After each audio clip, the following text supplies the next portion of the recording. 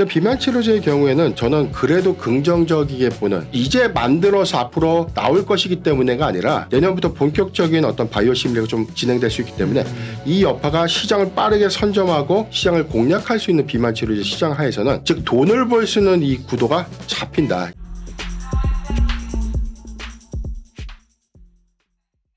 이민수의 경제토크, 오늘은 기업공시연구소 변영인 대표님과 투자의 아이디어를 찾습니다. 제약바이오 쪽에서의 기회를 좀 찾아보겠습니다. 사실은 상반기에 가장 핵심 주도주는 2차 전지 아니겠습니까? 그런데 네, 이제 급등에 대한 부담감을 가지고 있고, 차기 주도 후보군으로 1순위는 사실 반도체죠. 반도체인데 네. 반도체도 좀 힘겨워하고 있고, 그 밑에 따라서 이제 좀 올랐던 게 뭐 로봇이나 AI 이런 쪽이고, 네.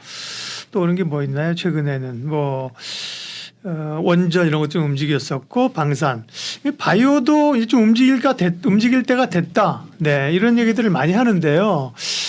동의하세요? 네. 그러니까 바이오에 대해서는 저는 네. 조금 더 냉정하게 좀 말씀드리면 네. 굉장히 전 보수적인 관점. 예.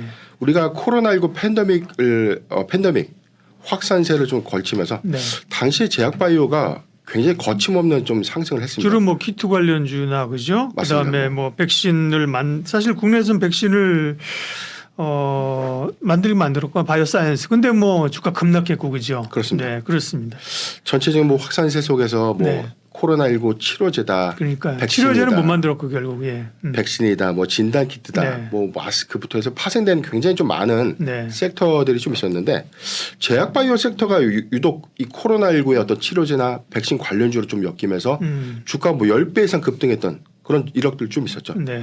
그런데 우리가 지금 2년이 지난 시점에서 코로나19 백신을 만든 회사는 SK 바이오사이언스가 그렇죠. 유일했다. 유일하죠. 예. 그리고 치료제를 만든 회사가 한 곳도 없습니다. 신풍제약의 경우에는 뭐 사실 뭐 피라맥스정을 통해서 말라리아 치료제를 코로나19 치료제로 좀 그렇죠. 활용하겠다라고 했지만 결국 임상에서는 최종 철회를 하면서 없던 일이 됐죠.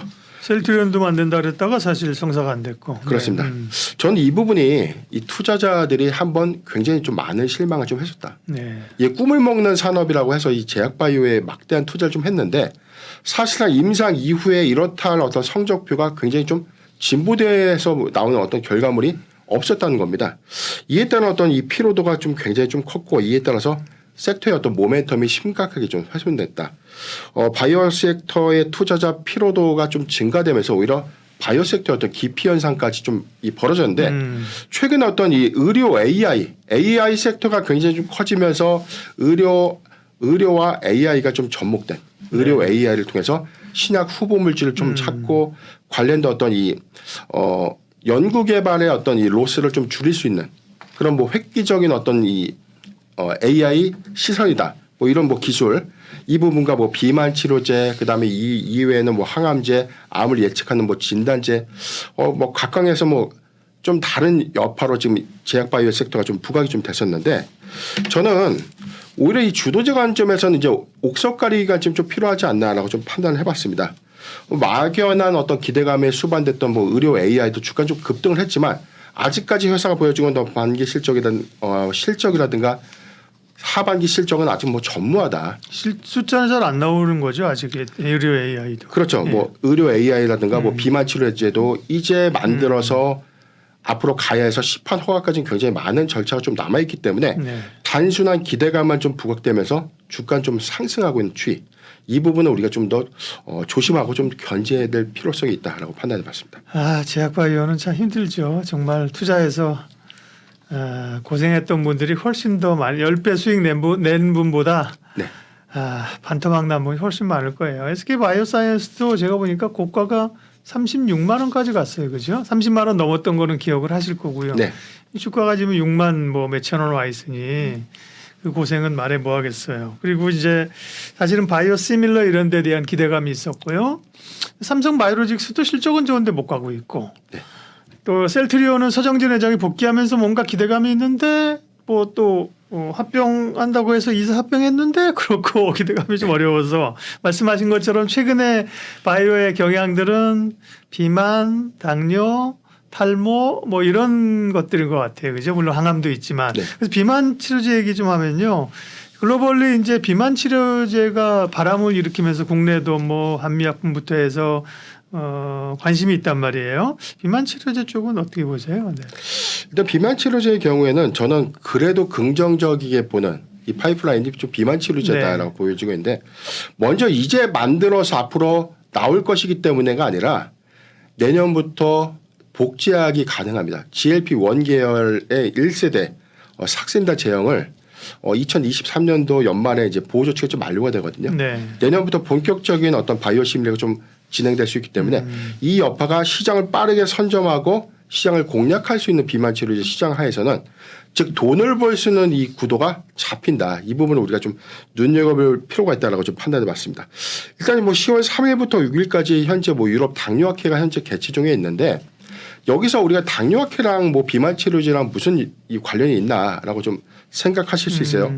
당뇨와 비만 치료제 메커니즘 동일합니다. 지금 팔리는 그렇죠. 그 비만 치료제가 원래는 이제 당뇨약으로 뭐 개발됐던 뭐 이런 게 많잖아요. 그렇습니다. 예. 인슐린의 분비를 조절해서 네. 혈당을 낮추는 역할을 하는 게 당뇨 치료제인데 그렇죠. 예. 비만 치료제는 인슐린의 분비를 조절을 통해서 식욕을 억제시키는 역할. 그래서 우스갯소리지만 이 삭센다가 최초에는 당뇨 치료제로 개발이 됐는데 네. 오히려 살이 빠지는 부작용 때문에 당뇨 치료제 진행시키고 오히려 이 부분에 대해서 치료제로. 비만 치료제가 탄생했다라는 일화도 부작용인데 부작용이 아주 대박을 터뜨린 겁니다. 그렇죠? 네네. 예. 자 그렇기 때문에 저는 사실 이 GLP-1 계열 저도 이제 한번 이 체험을 좀 해본 이력이 좀 있었거든요. 네. 삭센다 제형의 경우에는 정해진 어떤 정량 용량을 1회 매일 1회씩 계속 맞아야 되는 그런 불편함이 있는데 네. 지금 2세대 GLP-1 계열의 비만 치료제는 주에 한 번만 맞을 수 있다. 앞으로 나온 3세대는 한 달 내지 3개월에 한 번만 맞아도 효과는 더 크면서 제형 효과는 좀 더 유지될 수 있는 그런 고도화된 비만 치료제의 어떤 기대감들이 시장에 어떤 영향으로 좀 작용하고 있는 것 아닌가 판단해 봤습니다. 먼저 이 국내에서는 인벤티지랩이 장기 지속형 주사제를 현재 개발하고 있는데 장기 지속형 주사제는 일종의 이제 개발된 약물을 몸속에서 오랫동안 그 효과를 배가시킬 수 있는 그런 기술이다라고 좀 이해하시면 됩니다. 예. 펩트론과 큐라티스 그리고 대웅제약, 한미약품 등이 국내 한국인 체형에 걸맞는 비만 치료제를 현재 연구 개발하고 있고 이러한 당뇨 일정 그리고 이 학회 일정 속에서 어떤 이 고도화된 관련 기술들이 좀 공개될 때마다 단기간 어떤 이 상승 요인으로 좀 작용하지 않을까라고 판단해 봤는데 오히려 추석 연휴 이전에 주가 좀 급락을 하면서 비만 치료제도 역시 조정을 좀 받으면서 네. 오늘도 좀 강한 약세를 좀 보였는데 다소 시점 좀 아쉽지만 오히려 좀 여기서 일회성보다는 관련된 임상 모멘텀 그리고 이 시장에 대한 어떤 확산세는 2024년도에도 지속될 수 있다. 이 관점도 우리가 좀 잘 주시하면 좋을 것 같습니다. 네. 말씀하신 것처럼 인벤티지랩 그다음에 펩트론 네네. 이런 회사 좀 가벼운 회사고요. 시장을 이기지 못합니다. 그죠? 장이 안 좋으니까 비만 치료제도 한미약품 대형사 가운데는 네, 뭐 동아 ST 이런 회사들이 언급이 되고 있고요. 아까 그 삭센다가 2023 올해 말에 만료된다고요. 그러면 이 바이오시밀러는 만들 수 있는 가능성이 있는 데가 어디 있을까요? 이것도 이제 바이오시밀러 회사들이 다 관심이 있지 않을까요?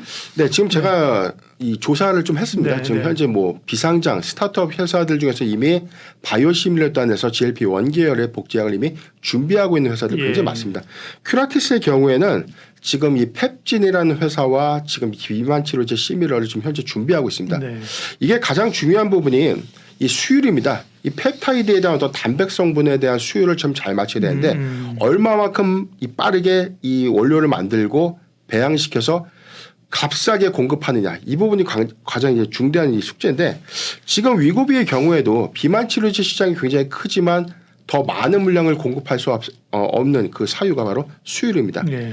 이 수율에 대한 이슈를 좀 극복할 수 있다면 오히려 원가 경쟁력을 통해서 빠르게 좀 더 공급할 수 있는 큐라티스도 이 관점에서는 우리가 좀 주시해야 된다라고 판단해 봤습니다. 네. 그러면 제약바이오는 우리가 비만 치료제 얘기했지만 대체적으로는 이렇게 적극적으로 비중을 가져가야 될 섹터가 되게 이제 어렵다고 말씀하셨고 그죠? 대응이 어렵잖아요, 또 그죠? 그러면 기본적인 시각은 그렇고, 네, 그 안에서 좀 제약 비만 치료제 얘기했습니다만 조금 더 눈여겨 봐도 될 섹터나 기업 혹은 뭐 파이프라인 이런 거 좀 마무리해 주십시오. 네. 근데 주가의 현재 조정 상태 하에서도 저는 오늘 괜찮게 보였던 섹터가 좀 하나 있었습니다. 네. 지금 10월 중순 예정인 10월 20일부터 24일간 유럽 종양학회가 있거든요. 네. 암에 대한 어떤 임상 연구에 대한 결과를 발표하는 학회가 좀 준비되어 있고요. 10월 24일부터 27일간은 알츠하이머 학회가 예정되어 있습니다. 11월에는 뭐 이후에 면역, 항암, 심장, 혈액학회 등이 좀 예정되어 있는데 이 제약바이오의 어떤 이벤트는 이벤트에 대한 어떤 기대감들을 좀 단기에 좀 수반될 수 있다. 오늘 주가 흐름을 보면 유한양행과 오스코텍이 굉장히 좀 강했습니다. 네. 물론 좀 상승폭을 좀 반납은 했지만 폐암 치료제 이쪽. 네네. 네. 폐암 치료 임상 3상에서 유의미한 결과를 얻었다. 지금 오스코텍의 경우에는 지금 비소세포 폐암 치료제 랭라자의 임상 3상 결과에 대해서 좀 주시하고 있는데 오스코텍이 유한양행의 기술 이전을 했고요. 유한양행이 얀센의 기술 이전을 하면서 현재 공동 개발을 하고 있습니다. 이 부분에 대한 어떤 출시 기대감들이 좀 작용을 했고 오스코텍의 경우에는 내년부터 기술 이전했다는 기술 이전료 획득 기대감들 좀 반영되면서 저는 그래서 제약바이오가 물론 다 전부 다 나쁘다라는 어떤 관점보다는 옥석 가리기 지금부터는 돈을 벌 수 있는 제약바이오 업종에 우리가 좀 관심을 갖자라고 좀 판단해 봤습니다. 일단 단기 이벤트에서는 뭐 학회 일정을 우리가 좀 주시해 보면서 여기에 들어갈 수 있는 각각의 어떤 이 회사 단기 모멘텀들을 좀 더 눈여겨볼 필요가 있는데 네. 유한양행과 HLB 그리고 보로노이, ABL 바이오, GI 이노베이션, 신라젠, 매드팩터, 큐리언트 이런 회사들이 이번 유럽 종약회 좀 참가 기업으로 좀 나오고 있거든요. 네. 여기서 발표되는 임상 결과에 따른 유무 때문에 단기간 기대감을 좀 수반할 수 있다. 이 점도 잘 참고하면 좋을 것 같습니다. 과거에 뭐 우리가 암종이라고 하면 단순하게 뭐 항암제에 대한 어떤 시판은 사실 한미약품 이외에는 국내에서 시판 허가된 사례가 거의 없습니다. 미국에서 정식 시판 허가된 사례는 한미약품이 좀 유일한데 이런 기대감들이 단순하게 어떤 막연하게 좀 가져가는 것보다는 예. 기술 이전 효과라든가 기술 이전을 통해서 회사가 창출할 수 있는 수익원 이 부분을 우리가 주목해 볼 필요가 있다라고 판단해 봤습니다. 네. 신라젠도 거래가 되는군요. 지난번에 이제 네. 거래 재개됐다는 얘기는 들었는데 워낙 이제 그 뒤어서 사실은 그죠? 그렇습니다. 네. 잘 보지는 않는데요. 신라젠이 좋다는 말씀이 아니라 이런 종양학회나 이런 모멘텀, 학회 모멘텀이 있는 기업들을 선별해서 네. 좀 봐야 된다는 말씀이십니다. 네. 그리고 이제 각각의 이걸 좀 알아야 돼요. 네. 이제 스터디가 좀 필요한 거고요. 그죠? 네. 필요하고 밸류도 봐야 되고 가격 수준도 좀 봐야 되고 그럼 제약바이오는 선별하고 전체적인 그런 포트의 비중에서는 어느 정도 편입해서 가면 좋습니까? 네.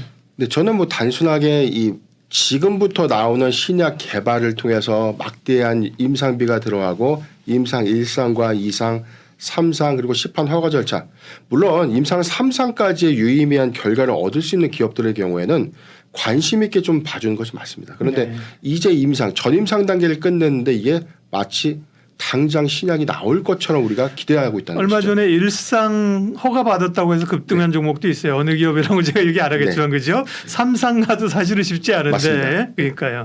그래서 우리가 과거에 학습 효과가 충분히 예, 있었기 예. 때문에 이런 막연한 기대감을 피하자. 네. 그래서 저는 이제 CDMO라든가 CMO죠. CMO나, 네. 위탁 생산이나 위탁 개발 회사들의 경우에는 숫자를 충분히 좀 잘 되고 있고 원료 의약품 시장은 앞으로도 지속해서 좀 커질 수 있기 때문에 원료 의약품 시장을 선점하고 있는 바이오 섹터 그리고 저는 유독 강조해서 보는 게 줄기세포입니다. 네. 지금 줄기세포의 경우에는 뭐 차바이오텍도 그렇고 지금 현재 충분한 매출 실적이 좀 나오고 있어요. 물론 우리나라에서 뭐 첨세법 시행 이후에 아직은 우리가 체감할 수 있는 것처럼 일본처럼 대중화되어 있는 이 줄기세포 치료 병원들이 아직은 많이 부재하지만 이런 요건들이 좀 더 많이 정비되고 확산이 된다면 충분한 이 시장의 어떤 이 가능성들은 굉장히 크다.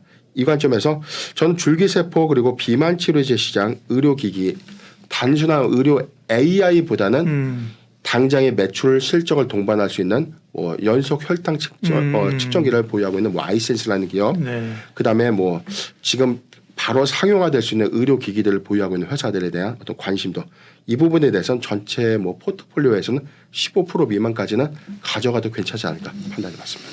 비만 치료제나 의료 기기, 네, 의료 AI하고는 좀 다른 겁니다. 의료 기기하고 줄기세포 얘기는 최근에 거의 많이 안 했는데 그죠? 네. 말씀을 하시니까 줄기세포 쪽도 좀 팔로우업을 해봐야 될 것 같습니다.